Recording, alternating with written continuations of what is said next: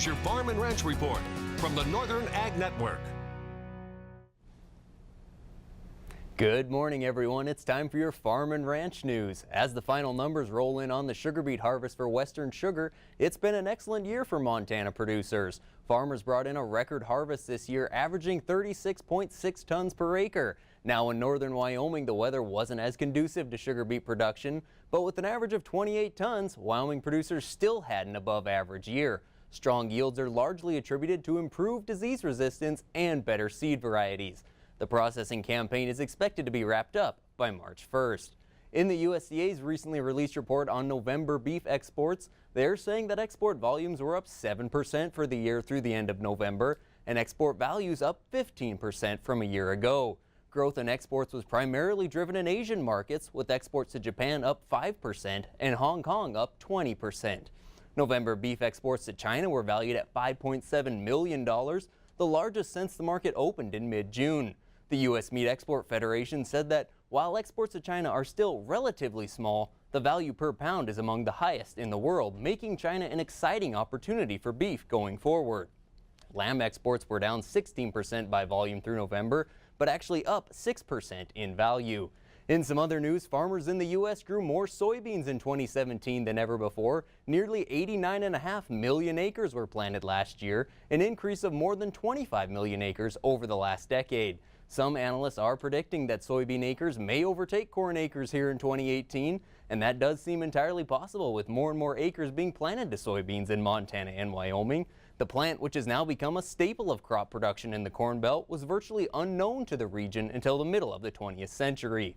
Now, before we take a break, let's take a quick check of the events calendar for next week. It's going to be a busy week for sure. Things start off with Monday on the MSU College of Ag Connects Forum in Bozeman. 11 professors and researchers will present to farmers and ranchers on the work they're doing to benefit the agricultural industry. Both Lane Nordland and myself are looking forward to attending that event. Then the 16th through the 18th in Casper, the Wyoming Weed Management Association conference will be held. Meanwhile, the soil health workshops will be going on across Montana. And on the 17th in Douglas, the Wyoming Board of Agriculture will be meeting, and that event is open to the public at the fairgrounds in Douglas.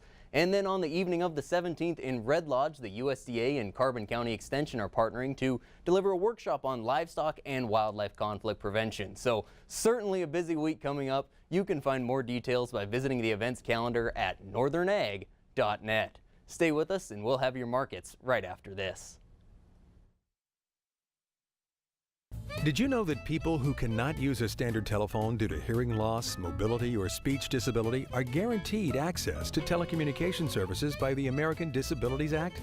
It's your right. Montana Telecommunication Access Program, or MTAP, provides equipment for people throughout the state who cannot use a standard telephone. Equipment is free for those who qualify. Don't be left out of the conversation. For more information, go to montanarelay.mt.gov. Rich, silky, smooth. That perfect amber color. Full of all the good stuff to keep life exciting. Plus a free one on the house after you buy 3? We're talking about motor oil, of course. Tire-Rama was built around quality workmanship and top-shelf brands like Valvoline. Plus, Tire-Rama is the home of the free oil change. Now that's a combination that will quench the thirst of any engine. Visit your neighborhood Tire-Rama or TireRama.com to learn more. Welcome back. Yesterday in the cattle futures, the markets closed lower again. Feeders were down 50 to 80 cents, live cattle down 15 to 20 cents. Cash cattle trade established itself early this week. Live cattle trading $1 to $2 lower from $1.19 to $1.21. On a dress basis, down $1 to $3 from $1.91 to $1.92. In Riverton on Tuesday, a pretty good sale there, over 5,000 heads sold. 5 to 6 weights sold from $1.70 to $2, 6 to 7 weights from $1.55 to $1.75, and 7 to 8 weights from $1.35 to $1.60. Cash hogs in the western Corn Belt, $1.91 higher, 69.78, and finished lambs in Sioux Falls from $1.34 to $1.47.